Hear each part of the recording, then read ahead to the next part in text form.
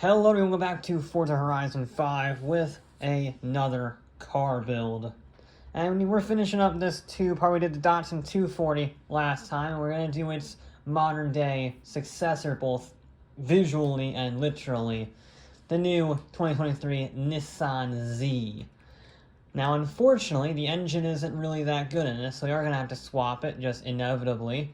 You got a pretty good engine selection, RB26, inline 6 of some sort, I don't remember. We got the good old LS swap, we got the 2JZ, we got the R35 engine. We'll come back to that as needed. I kind of think I want to annoy people and go with the V8 just because, and also it's lighter, but also just to annoy people. We can remove the wing if we want to, even though that's hideous. The thing looks amazing. I love the look of the definitely not 400Z. I think it's a great looking car. We're gonna put on all of this stuff. It's gonna be pretty light. Let's see. Yeah, about 3,000, 3,100 pounds is pretty good. No complaints there. Now, let's put on the 7-speed since I always forget. We'll put you on later. That's just for good measure. Now, I know that this engine gets about 900 horsepower. That's not going to be enough, considering we're barely halfway through S1 class with 800 horsepower. So it's not enough. I kind of want it lighter, I'm not going to lie. But I also know the RB26 sucks at building. You just can't get horsepower out of that engine. I also not a big fan of the R35 engine. I'm gonna go with the V8 because it's lighter, and then just to make sure maximum people are unhappy, we're gonna supercharge it, okay? Because why not? I love to make the JDM fanboys get unhappy. It's good fun, it really is. And also, we're gonna be 3,060 pounds as opposed to 3,200 pounds or some number, which is always a good thing. Okay, I can't quite do that, but I can do that. Then I can go over to here. Perfect. 963 horsepower, 807 torque, 3,000 pounds, pretty much on the dot. I think this will be pretty quick. Question is, though, how will it fare against its older brother? Okay, the Nissan Z is going to have to beat a 219.5 set by the Lotus. I don't think it's going to beat the GT1 car, to be honest. The GT1 car had just so much grip, it rarely needed to brake. And that's a really big help. So instead, we're going to try to go for a 220 dead, which would put it on par with its 240Z brethren. This has a lot of potential. This is the newest car we've ever run. The only other car that is around the same age is the Ferrari, and yes, that is in last place, but it also had no PI to play with, pretty much. It was in S2 class. I dropped down to S1 with the snow tires, so it didn't have much.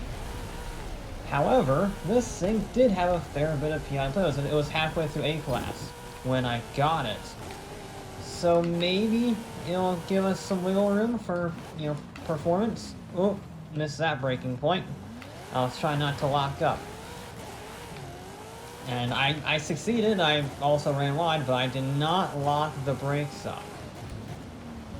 I mean, grip is pretty good. It's not GT1 levels. I can't carry, 60 miles an hour on the hairpins. But it's not bad.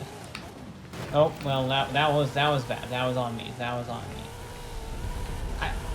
I don't know how this is going to fare, to be honest. It feels sort of average. And normally when a car feels average, it doesn't do very well, because it doesn't excel in any area. The Lotus had no power and no acceleration. But it was so grippy it didn't matter. It had that, ace up its sleeve. And, other vehicles, like the Fiesta, had a similar thing. The Datsun was a little more well-rounded, but that was also a lot more powerful, a lot better acceleration, which helped it get its time. So, this thing, it feels kind of average. It's not the lightest, 3,000 pounds, but it's nowhere near the heaviest. It's powerful, 900 plus horsepower, but not the most powerful. And usually those cars are the ones that struggle the most, since it's a jack of all trades, master of none, and it just doesn't have the overall pace. There's nothing inherently wrong with them per se, but they struggle nonetheless. So we're gonna see if the Nissan Z can break that mold and actually be a really good car. I mean, I like how it drives. This has been a complete hash of a run, because I've been an idiot. But on the whole, it's not bad. And in fact, this complete hash of a run isn't gonna be a terrible time. It's a, what, 24? Yeah, a late 24, early 25, so we're already faster than the Ferrari. I need to rerun that Ferrari at the end of the series.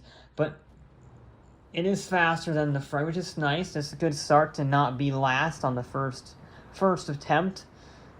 But there was a long way to go. This one is going to be smoother, okay? The last one we had some mistakes on the ice section in particular. We're just going to try and be better. Just cleaner, no mistakes, nothing crazy. Alright? Like last time, sort of buggered it up. We're just going to try this.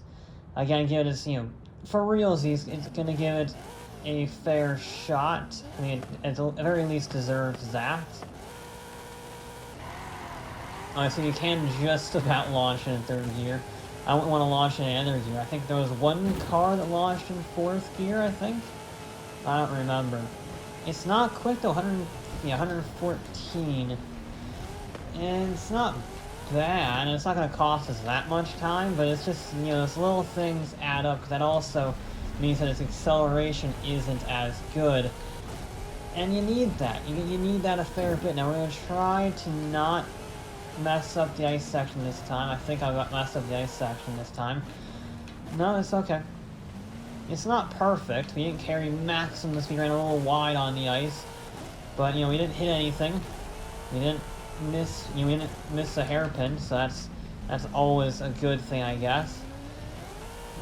Yeah, just try to be smoother, no mistakes. You can easily shave off a second or two, probably 2, being generous, just by not screwing up.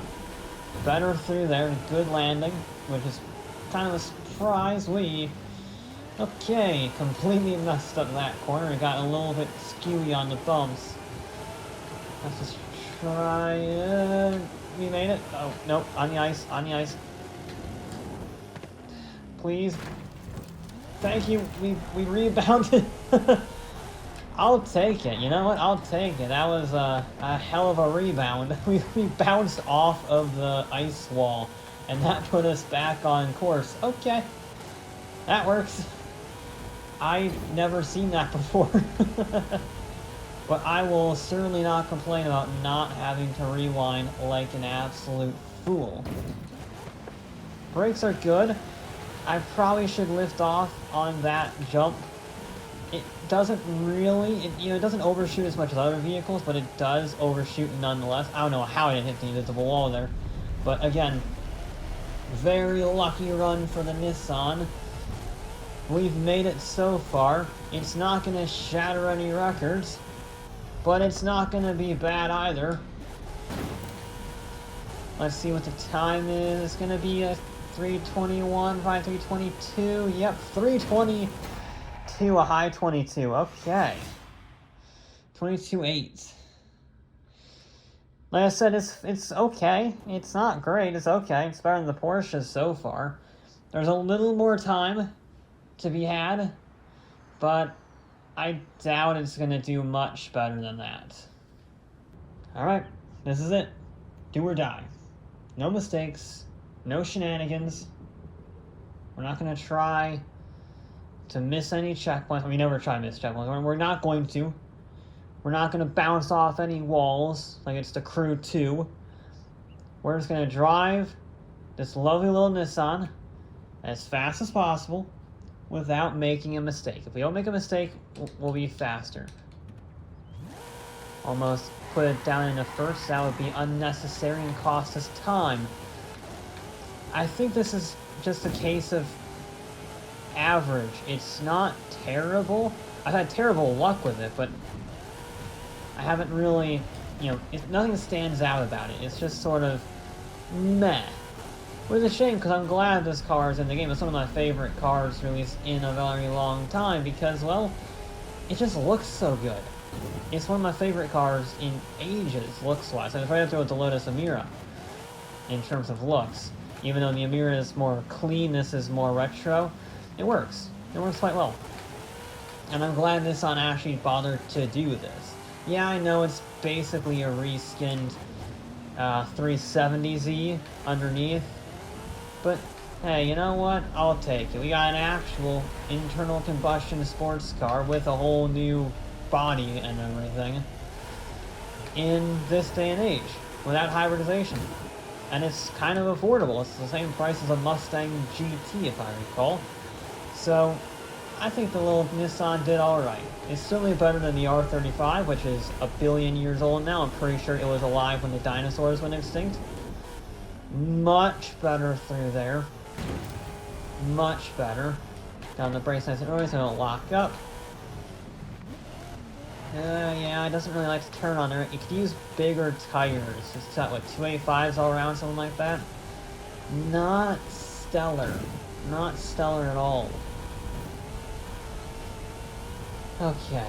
It's faster up here, though. And I locked up, though. But we made it work somehow. I don't know how we recovered that to be vaguely efficient up there. But we did. We carried great speed up the hill. 89 miles an hour on the uphill ascent. That was good. That was very good. I like this run. I probably should have shifted into 5th there, but I couldn't tell if it was wheel spin or actually buzzing the limiter. It was actually buzzing the limiter. Spoiler alert. Yeah, it is a much better run. Oh my god.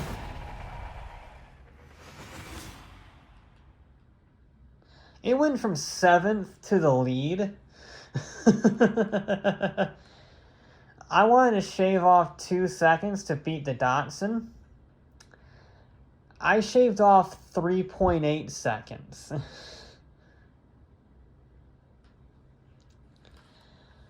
Once again, illustrating the benefits of consistency over outright speed, because that's ridiculous. I just didn't make any mistakes. I just carried the speed, kept it clean, no sliding shenanigans, didn't miss any bumps. I didn't do anything too crazy. I had one moment of concern when I nearly locked up and missed the initial corner for the uphill left-hander heading into the true uphill ascent. But I recovered it. It was clean. And yeah, we're almost exactly half a second faster than the Lotus. That's really good. I was afraid that this wouldn't do very well because it's sort of average. You know, so like the M3 GTR or the Cayman. It did really good. That's insane. That's absolutely insane. So what, that makes it our second leader in 3 builds. These cars just keep getting better and better. It's very impressive. I'm glad the Z is on the top of the table. It doesn't quite push the Fiesta out of the podium yet, but it is only the 3rd car to ever get into the 219s, and it is almost exactly over a second faster than the 240. So there you go. If you want a rally car, get a V8 swapped supercharged Nissan Z. That'll be it though for this episode of Forza Horizon 5. I'll be back with more.